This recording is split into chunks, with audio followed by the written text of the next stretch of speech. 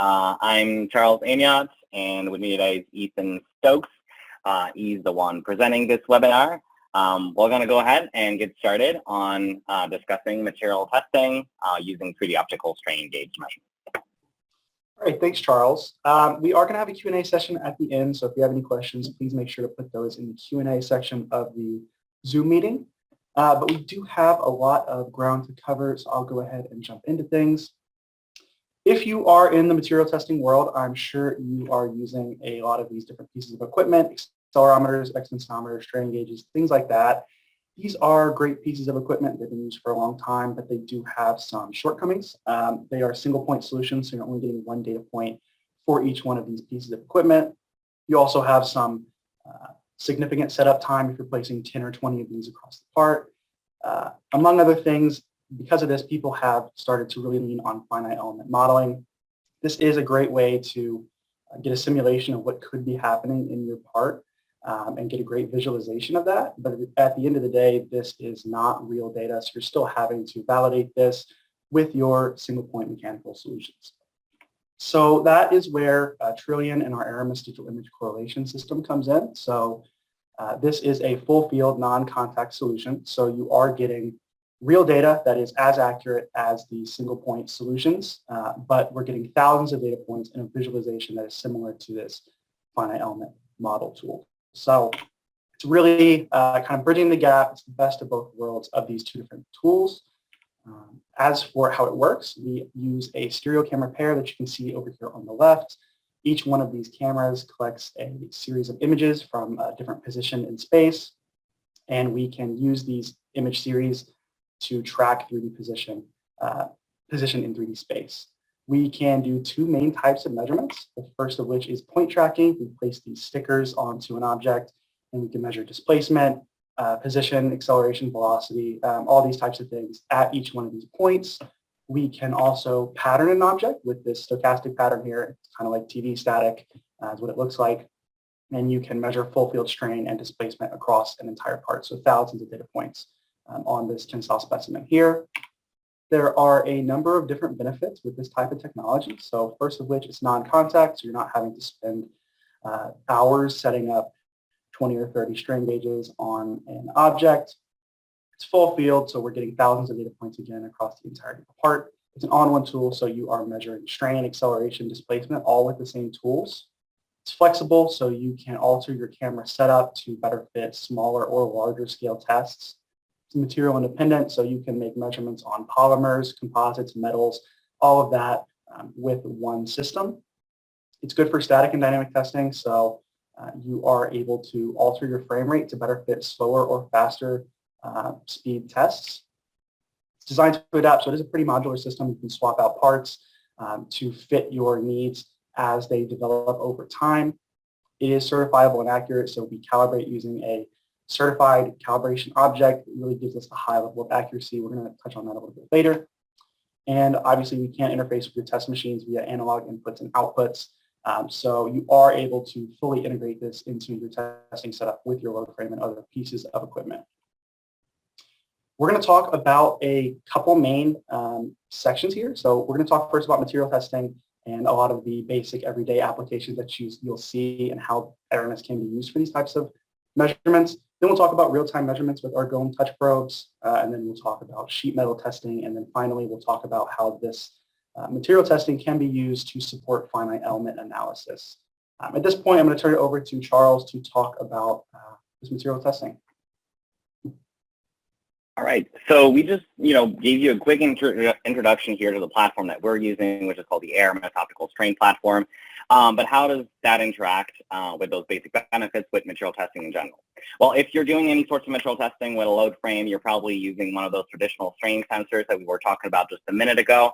And we're all familiar with the challenges of either using the crosshead displacements of a load frame or using a physical extensometer. We're usually talking about long setup times for bonding strain gauges or wiring all of the equipment, shunting and calibrating all of our data acquisition systems, having just a limited amount of stream of information, usually a couple of channels from an extensometer or strain gauge or the displacement of the crosshead, limiting our really global understanding of what's going on in this project. We often have problems with, I guess, the setup itself, the grips that can loosen up and they have to tighten, polluting our data streams really because we don't get to understand the fixturing itself and how the setup of the part is being affected as well. Disbonding of strain gauges, flipping extensometers, those little stickers for video extensometers that don't always stay on. They're also usually a little bit of a pain to position, having the right angle to detect the contrast colors and things like that. Having to take out some instrumentation sometimes out of your test, giving you the ability to really go all the way to the end of the test and see the full understanding of your parts, as well as interrupting the testing altogether and maybe creating other problems like flips in the grips and things like that as you're holding load. So all of these are a bunch of different reasons why we consider optical strain measurements, and even some basic optical strain measurements have their limitations, like I said, with those video extensometers or the ones that are directly embedded. They'll typically also be in 2D. So I want to talk a little bit about the limitations of 2D contact measurement limitations and how they affect our measurement as well if you decide to go this route. First, the distortion of the lens is the first topic of interest, I guess. The lack of calibration in a lot of those basic systems will distort your image and create a really warped structure that will eventually affect your results drastically. Now, Ethan mentioned it, but we can calibrate the sensor, giving us a grid that will flatten out the image and provide a better quality of measurement. We did some comparisons here, so you can see the difference here with 3 sets of data, one in 2D with no calibration, including the distortion of the lenses, therefore, and then calibrating to flatten out the 2D result. And you can see a drastic improvement here, those 38 going down 41. A lot closer to the real-life data when we're looking at the 3D measuring data that not only applies to calibration, but also does cross-referencing between the left and right images of a stereo system, so 2 cameras instead of just 1. You're seeing here the differences of those curves, and you can see how widely inaccurate that 2D profile can be as it goes from, a distorted to a non-distorted section of the image in 3D view. You also have limitations here when we talk about 2D for any change out of plane, so any change in distance of the camera. And this will often be affected by a variety of different things in your setup. It could be the movement of the camera of the tripod if it's a standalone system. It could be the setup that's tilted, either the camera or the sample. It could be the bulging of the specimen or just out of plane motion of the grips, for example, if they're misaligned, twists, and grips. We did another little experiment here looking at on the left side here, you're going to see a 3D system and a 2D camera next to it. And we're comparing the results of just a 2-point extensometer. So we have 2 extensometer, vertical and horizontal. On the top side, if I remember, play this. On the top side, we have the 2D image, and on the bottom side, we have the 3D data. And just somebody walking, you can see the results at the top here being warped just by vibration from the floor, as well as from the door closing. The level of sensitivity of that out-of-plane motion can drastically, and as the door closes, you can see waves just coming from somebody passing around the tripod. We're measuring, microns of motion typically in 3D, and so that 2D displacements or warpage can drastically affect your measurements. Again, just somebody walking behind the system here, creating about 0.1% of deformations or of error in your measurement. If you're measuring anything brittle, then that would be a drastic problem in your response measurement. We also have other issues with tilt and angle and positions of the cameras. On the left side here, you can see sample just slightly tilted, and the 2D data on the left side compared to the 3D data, quickly affecting the results of your measurement here by a couple of percentage. And if you compare those, we're looking at a significant trend. I mean, the quality of the measurement is the one that's at stake here when we compare 2D and 3D data. Obviously, when we're looking at 3D information, we have the global information, whereas in 2D, we have a prospect for an idea of the quantities or the spread of the information, but its accuracy is the one that's usually at stake. Another big thing that we often lack, I guess, when we're setting up all of those different systems is we're also unable to really inspect or question the actual setup itself. In this case, clamping issues, maybe problems with the load frame itself, lack of lubrication, wear and tear, misalignment of the grip, All of these things creating maybe bending of the structure even before you start the test. And that becomes more and more critical based on the sample you're doing, either size or thickness of your sample. So this is just an introduction into how do we need to first think about when we're doing material testing, how do we go from our current measurement solutions or techniques, be it with contact sensors or non-contact, usually 2D sensors, into a 3D world, which gives us not only more information about the entire test from start to finish without having to pause and remove equipment, but also giving us a better understanding of the setup as well. And we'll come back on the setup in a minute when we talk about adapters and touch probes. I'll send it back to Ethan to talk a little bit more about a variety of different tests, therefore, that we can use the Aramis systems with based on these concepts and this ability to have better. All right, great. Thanks, Charles. Now that we've covered the difference between 2D and 3D DIC, let's look at what material testing with a 3D digital image correlation system looks like. So we have a typical setup over here on the left, a load frame and an Aramis system.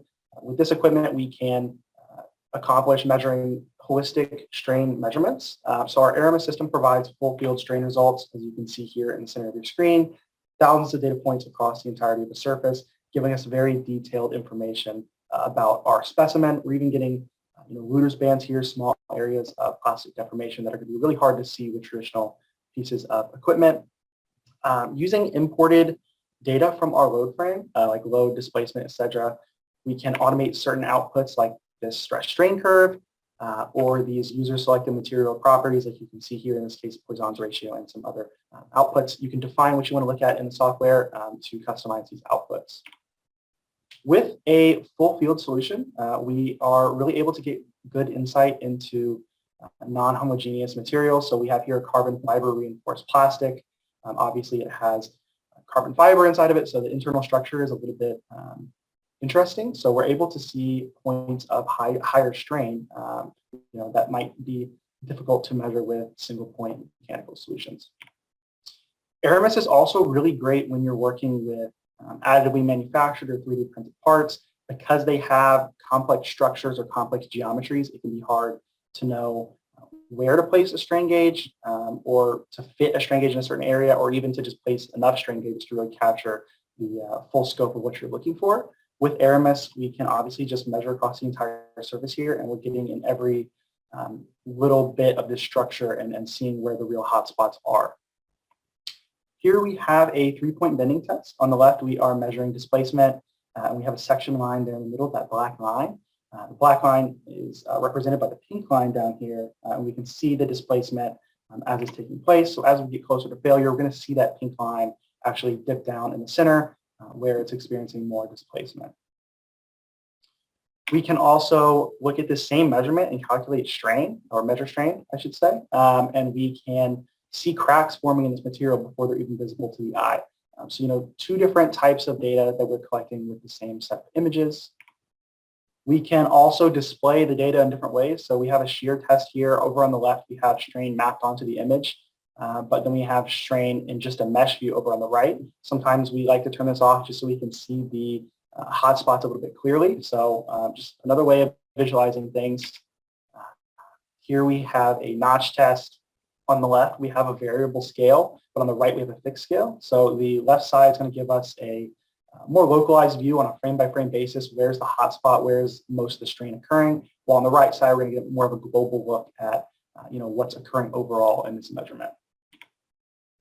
Here we have a welded joint fatigue test. So we're not just limited to quasi-static or static testing that's a couple seconds or a couple minutes long. We can do longer-term fatigue tests that are repetitive over a large number of hours or even up to a day or more. We can also go in the other direction and do dynamic or high-speed testing as well, tests that are a fraction of a second or less. Let's talk about how an Aramis system integrates with a load frame now. So over here we have the load frame on our left, and we have the analog inputs and outputs down at the bottom right here, outlined in red.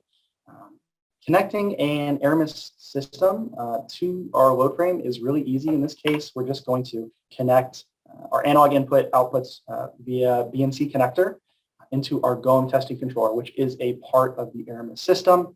And with this BNC connection established, we can do a few things. So first, we can trigger the cameras with the load frame, so they can be stopped or started at certain loads that are being imported into, it's letting our system know what load it's at. We can also trigger the load frame from the system, so we can tell it to stop at a certain strain level. If the system's reading 10% strain, we can tell the load frame to stop.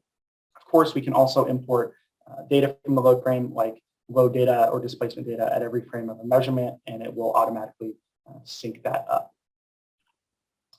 At this point, I'm going to turn it back over to Charles to talk about our real-time measurements with our GOEM touch probes. Thanks, Ethan. Good. So I'm circling back on setups now. We just saw a couple of different ways that we could use a platform that used 3D measurements of stereo visions and 2 cameras to measure objects in 3D deforming, from bulge test to material test to, tensile testing.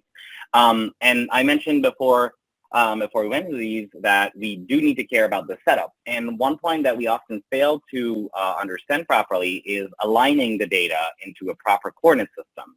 And for that, we have these little touch probes here that can be tracked by the system to allow us to align precisely the specimen, not only in 3D space, but also to align our data in that 3D space.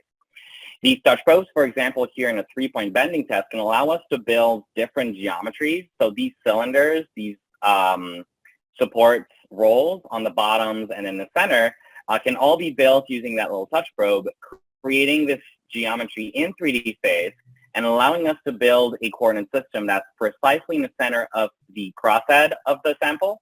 And we can also turn into live mode to track the position of the sample before we even start. So we can look at displacements here of the sample as we adjust it in X and Y position until it's perfectly aligned in plane with the setup, giving us precise data.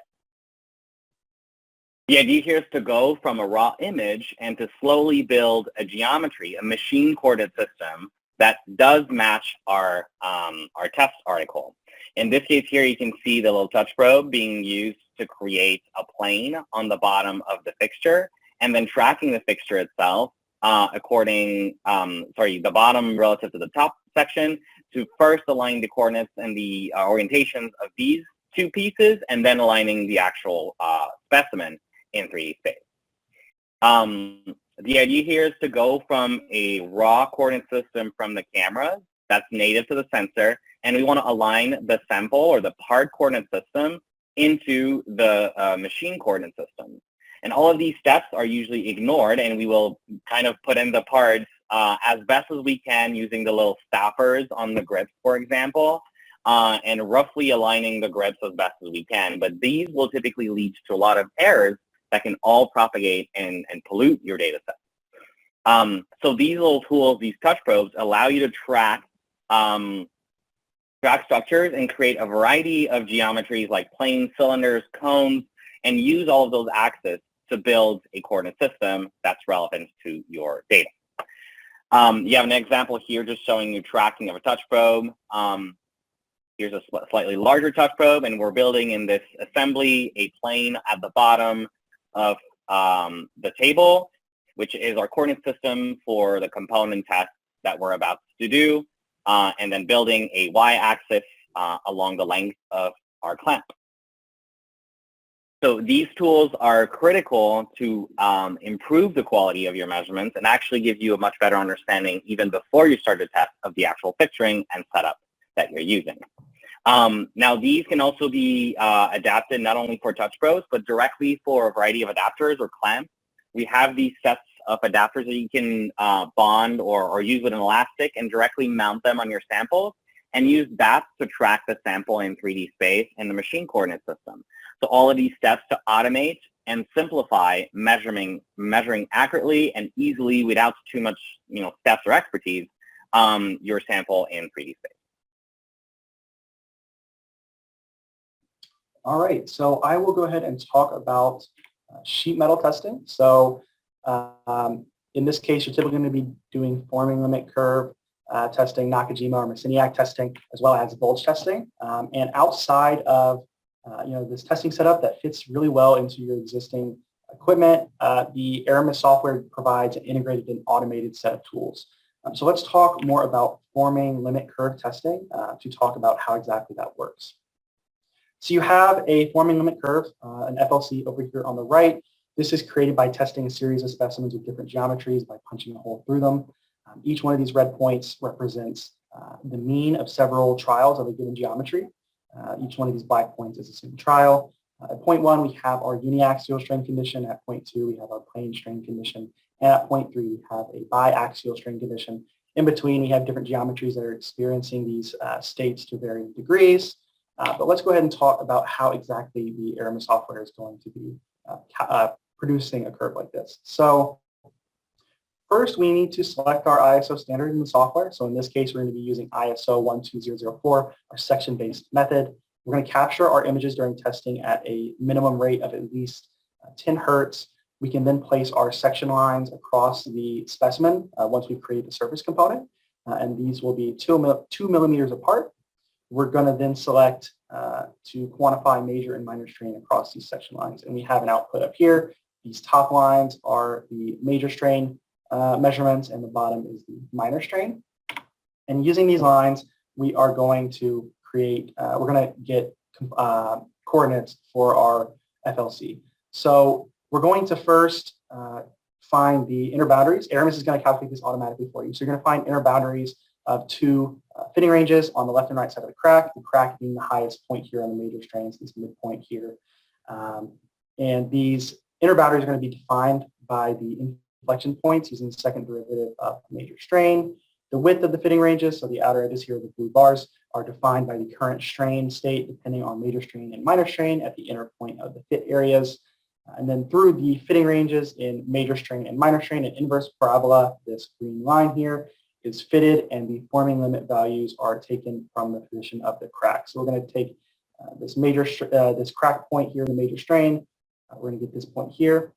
This is going to be our major strain point, the Y value on our FLC curve, and then this is going to be the X value down here, the minor strain. We're going to plot those coordinates here for each one of these different trials of a given geometry. We'll average those together to get the mean, and we'll get that red point there, and Aramis will plot these together for each one of the different geometries to give us a forming limit curve. So one of our customers, Body A&T, is at the forefront of material testing, specifically with sheet metal focused material testing. If anyone is interested in learning more about FLC testing or cyclic testing for springback model development, I would encourage you to visit their website. They also talk about how these tests are used to better finite element models. And with that, I think it's a good time to talk about digital image correlation and modeling and how they work together. So I'll turn it over to Charles to expand more on that. All right, so we're nearing the last topic of today's short webinar. And like Ethan just said, the most common application for material testing in general is that we are trying to get more properties of our materials to build numerical models. That's the most common, I want to say, applications that I've seen, and therefore, how do we support those finite element developments with experimental testing is a key topic that we often get asked about. Getting this full field 3D information is obviously key to help reduce the development cycles by reducing the number of iterations that we go through. I have just on this slide just a couple of really quick examples. On the left side, a small open-hole tensile test that quickly showed actually a decently built final element models with adequate properties, where we see the mapping on the left side of an actual test article. You can see some discrepancies as this article has been extended a couple of times actually before. So the hole itself is a little deformed, but you can see the structure in the elastic region is very symmetrical or very near one another. The patterns follow each other between the final element models and the Aramis test results, giving us quickly some insight and confidence into our model, and skipping some iteration steps, trying to find just maybe one location. If we had done this in a more manual way, maybe we would have just put one strain gauge at the top and one on the side to try to match them. But then the size of our strain gauge, its actual positioning, bonding, all of these would have maybe blocked us from seeing the full cycle and really matching accurately the locations outputted by the FDA on a graph to the model. Now, we have another good example here that actually shows the problem of doing this exact simple thing of positioning points out of the FEA models.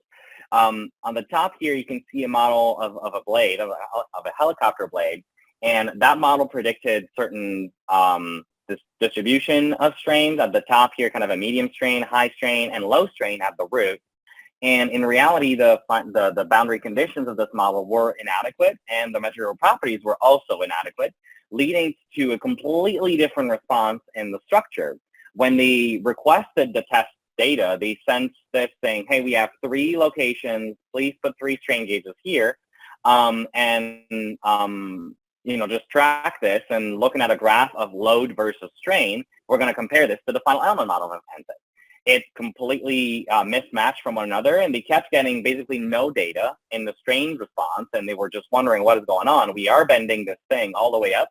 Why is it not responding as we're expecting? When they finally deployed an Aramis system on this structure, they saw the actual strain response being affected by a label that was welded on the side, completely changing the boundary conditions of the blade again, and creating this kind of pocket of empty strain where they were expecting high strain was actually about 1.5 inches away from the real high strain location. So the strain gauge weren't lying. They were outputting the right values. They still had to troubleshoot and figure out, did we lose the gauge factor information? Did we miswired them? Did we badly shunted or calibrated our amplifiers? And all of these troubleshooting steps to try to figure out if their data was even real. To realize that it was real, the problem in the first place was just requesting the right location of information. And getting a full field data completely resolves this problem, because we can now figure out the exact location afterwards. Now, this kind of result of information drastically helps you reduce the number of iterations, both in testing and in developing models, as we can quickly adjust the boundary conditions, for example, here, to match both conditions. Here's another example, not only doing that, but also projecting one structure on top of the other. So inside of the Aramis environment, we can easily not only get the measurement, in this case here, it's just a wrench that was torquing a bolt, and we're comparing this to a simulation of the same test, and we can map both the simulation data from ANSYS onto the 3D structure and compare node by node the result of the simulation compared to the measurement. And we can see the discrepancies coming up on the boundaries of the structure here. And if we look at the actual image from this data, we would immediately see, again, this is a boundary condition problem. The wrench in reality had a slightly open angle shape, as it had been used quite a few times compared to the ideal perfect shape that was used to do the modeling. So in reality, it was a little bit of slipping between the size of the bolt and the size of the wrench. There was a gap, creating a local strain concentration on both edges of the wrench, and that wasn't captured in the initial boundary conditions or shape of the final model. And having a full field side-by-side comparison can quickly help us, again, reduce the number of trials to find out what is wrong. We have another good example here, another application, a slightly more complex structure, but this was built to understand better the material properties of a fiber-reinforced injection molded part. And the structure looks just like what we have here on the left side. So we have this little bending structure, and it is a complex structure, not just a flat panel. So when we first start with the material iterations, it looks great, and we have a good understanding of the model. But then going into a full complex structure, you can see the Aramis cameras on the back here capturing the full response. And the initial simulation was using some fixed support on the bottom here as it's being clamped inside of the structure. But the first simulation quickly mismatched, and you can see here the cross sections from the simulation to, from the measurement to the simulation, and see the difference in response of both materials. When we did the comparison in displacements and then in strains, we quickly saw the problem was in the boundary conditions, and adapting the conditions of the fixed support to actually fix certain faces of the sample created a much better and optimized response. And you can see that pink line matching almost identically to the measurement in just one loop, just one iteration. Same on the strain result as well. And overall, this mapping of the Aramis measurements to the first and second iterations and seeing the differences matching a lot quickly by simply identifying the boundary conditions being wrong in our complex model. So we're seeing here how going from 2D information and single point information can limit our view and understanding of a test, and then if we propagate this into not only getting a better understanding of the full structure, then we can use this information to build a more complete material test campaign from FLC to bulging to tensile testing, and then use all of this information on a finite element model and use the same kind of capabilities of seeing the full field information, applying this to a full field structure, a more complex structure, to really own in on the material properties and response of a component or of a part. We have a couple of good success stories here for finite element testing, and it's not just sometimes about the output of the response of the displacements and so on, but it's often about the input itself, understanding, and in this case here, a lot of different consumer products and impact testing, but understanding what exactly are the amount of load that's being applied, what's the angle that's being used, what's the velocity of impact, and things like that, then help us build a better model that has the right input conditions from the start. We're not just checking the output, but we can verify the input as well here. So, the amount of load or the amount of speed that a cut from an athlete is applying to a shoe, how much force is being applied or motion is being applied at what angle when you tug on a piece of headphone that's attached to our ears. How much load or strains are we applying in our hand when we're clicking on the mouse, and understanding better the angle in which the strain gets applied to your knee, for example, to your knuckles, for example. Speed of a drone as it impacts the leading edge of an aircraft, and so on. So all of these tests can be supported not just on the output, but also on the input, understanding the materials, but also understanding their actual impact from them. Okay, so click this. That wraps up our 30 minutes, more or less. That leaves us just to mention, in conclusion, we talked about accuracy and quality. Remember that with an Aramis system, you're getting a factory certified system. We do comply with a bunch of different standards that exist for optical metrology. The VDI standards allow us to set up and check all of the sensors that leave, and again, they're calibratable and certifiable measurement systems that can achieve better or equivalent than any type A excimeters, depending on the volumes that we're doing. So we do these tests, checking the measurements, the length, so the scale of our samples, to check for distortion of the image, and we also check patterns using a zero deformation test, moving around a plate that does not deform, to measure the amount of noise that the system is able to achieve, achieving values well below 100 microstrains on certain volumes. All right, thanks, Charles. So we've talked obviously a lot about different material testing applications, a little bit about some of our component testing in the finite element model section, but there are a lot of possibilities with Aramis, from small scale shear testing all the way up to full scale helicopter drop tests. If you're interested in learning any more about these tests, you can check out our website, or you can contact us, and we'd be more than happy to talk with you about all of these different applications. And quickly, before we get into our Q&A session, I want to quickly touch on the different types of equipment that Trilion provides outside of the Aramis optical strain measurement system. So we have Argus, which is our optical forming analysis. It's used mainly in the sheet metal stamping world to evaluate those stamping processes that we were talking about earlier. Tritoc, which is our mobile optical coordinate measuring machine. So we can use this to define 3D coordinates in space and create a point cloud of a component or a space. CT machines. So GOM, our parent company, is a Zeiss company. So we have the full range of Zeiss CT machines. We have a CT machine in our Philadelphia office that is fully operational. These can help you get great insight into the internal parts of your materials.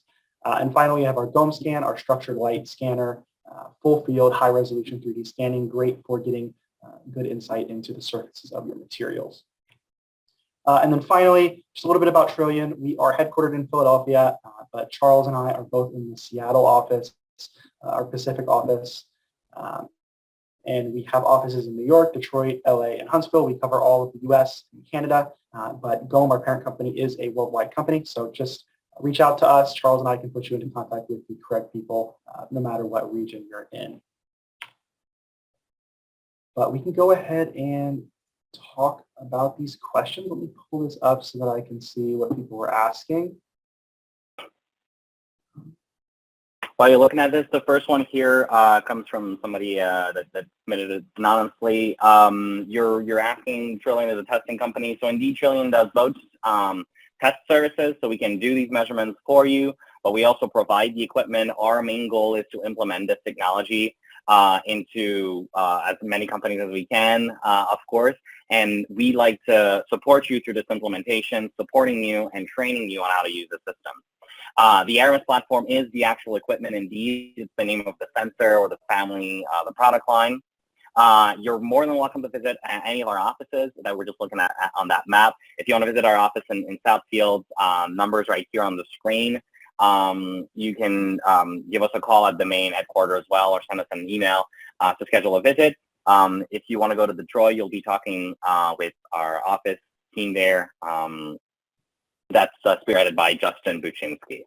But yeah, you're welcome to stop by and visit the office to see the Aramis system in action. That's that. All right, we had a couple more questions in here. We had one about how long does it take to become proficient with the Aramis system? We've seen, a variety, I guess, of skills, and it depends on the implementations that you're looking for. But implementing a system takes a couple of weeks at most.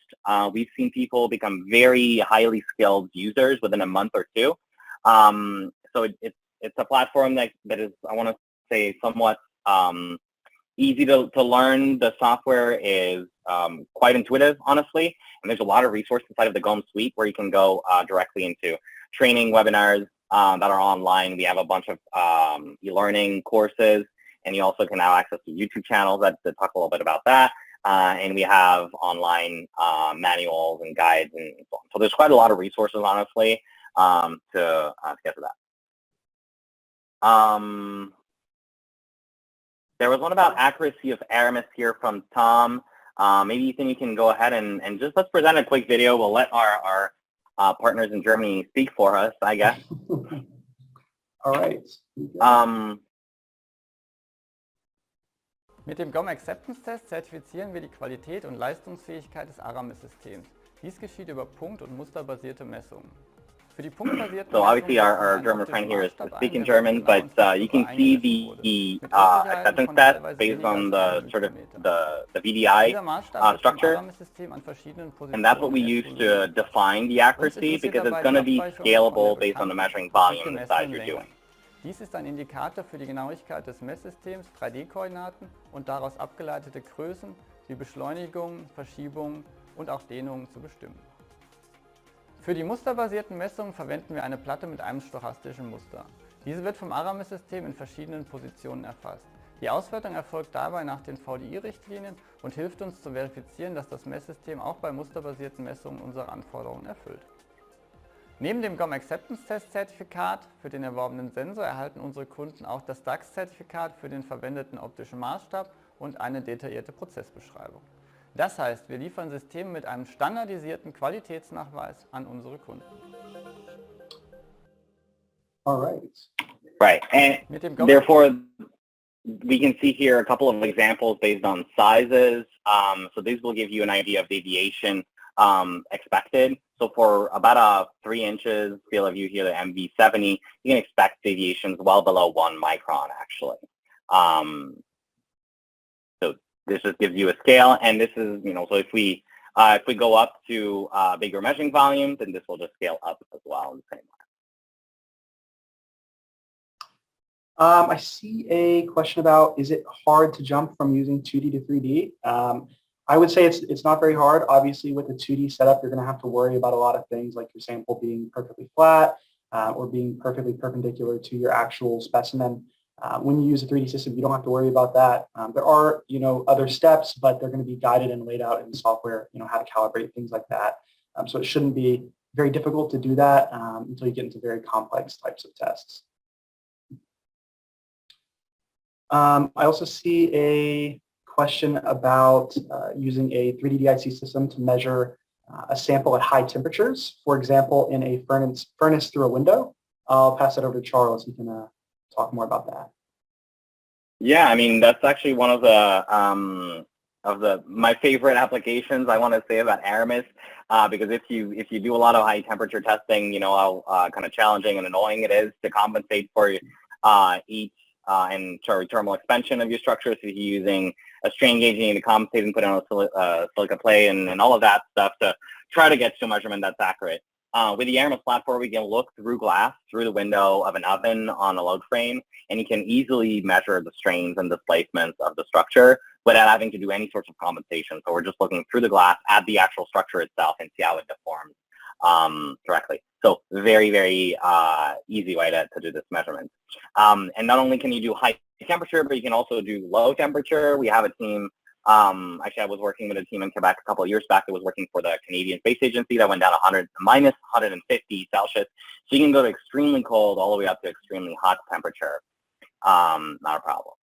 I think there's a kind of a follow-up on this one asking about glare. So you do have to, worry about how you light the specimen up. There's a variety of solutions here. One of the first one is to simply put the lighting inside of the chamber. You can use different things. I used myself in the past, kind of coil it. You'll have outside this kind of silicone-ish light, and you just wrap this inside of the chamber. You can put some LED lights inside to avoid glare. We also always use polarizing filters in lots of material testing solutions. That means that we're using polarizers on the lights and on the lenses to block glare coming from a different direction, coming maybe from just light out of the room itself. So you're basically putting sunglasses on your cameras and polarizing the results. So you're eliminating a lot of glare when you do that. All right, looks like we have one more question. I'll pass this one along to Charles. What system do you recommend for modal analysis? That's a more complex question, but if you want to go into modal analysis measurements, then we need to be talking about what speed you're interested in, and the speeds will drive the selection of camera itself. So the Aramis platform has a couple of cameras that we mostly use for quasi-static testing, except the system that's actually right here on the screen right now, the SRX platform. The SRX can go up to about 300 frames per second or 300 hertz. If you're trying to go faster than this, which you probably are if you're doing modal analysis, then you'll want to be using high-speed cameras. We can integrate any sorts of high-speed cameras and create a stereo vision system with that. So you need a pair of identical cameras. And we've used cameras all the way up into for example, the kind of more recent line from Vision Research, the Phantom TMX cameras do up to about 300,000 frames per second, so 300 kilohertz. And you'd really scale anything between a couple of hundred hertz to a couple of thousands of hundreds of hertz, depending on the modal analysis that you're trying to do. The analysis is going to be the same no matter which camera you pick. It's just going to be based off of the camera speed that you're aiming for. All right, looks like we have one more here. For a small sample, such as a 5 millimeter by 5 millimeter in plane, does 2D do a better job than a 3D system, or is 3D still the better option? 3D DIC is always going to be your better option. You can make sure that you're not having any error due to mispositioning of the camera or the specimen. It's always going to be the better option unless you can't actually use a 3D system for whatever reason. Yeah. However, I think there's a good asterisk to add in there because the question was about small samples, and there is somewhat of a limitation the smaller you get. I actually encourage you to go and visit Thadi's AMT website, who did a fantastic job covering a couple of examples about limitations of 2D measurements and how you can still use 2D measurements sometimes if you plan adequately your test to still get adequate results out of that for, I guess, limited options. If it's a flat sample, then you might have the ability to still measure it in 2D. Now, the big limitations of 3D for small sample is the lack of depth of field. The cameras will not give you a sufficient amount of depth to keep in focus when it's close and further away. Typically under 10 millimeters, you will not be able to calibrate well the systems. You can use lower resolution cameras that will give you better crop factor so you can be further away from the samples. But all in all, anything below 10 millimeters is usually not something we recommend sticking to 3D measurements However, the best solution there is to use a higher resolution camera and crop to something smaller inside of the field of view. For example, our 12 megapixel cameras, the Aramis 12M, has the ability to crop to the center of the field of view to a 5 megapixel. So you're still calibrating a bigger volume, maybe a 2-inch or 1-inch volume, and then you're going to reduce it to only select the area in the center while keeping enough data resolution in the center of the image for the smaller volume. So down to about 5 millimeter, I think your best bet is indeed 3D measurements. I would use a larger volume and crop down. You'll not be using the maximum amount of pixels you could on the structure, but I think it would be preferable. Below 5 millimeters, you're probably going to be indeed better off with 2D. So this is kind of a engineering decision that will be based off of your measurements and whether or not your setup can be rigid enough that you know that you're not going to have out of plane changes and tilts and all the other problems that we saw at the beginning of the webinar. So yeah. Okay. Looks like there is one more question. Any size limitation on the samples? So Charles just talked about the smaller scale end of that. I'll let him talk a little bit more about the larger scale as well. Right. Well, I guess we can still use the slide that's on the screen here really quick, but to say that we can scale just the same way that we can scale for speed, for modal analysis, we can scale for size here using different sets of lenses. And Ethan mentioned at the very beginning of the presentation, the flexibility of the system that can adapt to your needs. So we can change cameras or we can change lenses and so on. On the right side, you can see here a 1.2 meter field of view.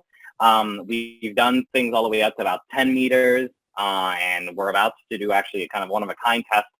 We're looking at above, I think it's 120 feet, looking at a large structure, a wind turbine outside in the field. So we can scale this based on your applications, and we have lots of different tools to help you build a system that matches your application. All right, it looks like that's all of our questions. So I guess we can go ahead and wrap up. Thank you to everyone who made it to the end, and thanks for coming. We have recorded this webinar, so we will be sending this out to sending you all a recording of this that you can share with anyone who you think it could be beneficial towards. But thank you all, and have a great day.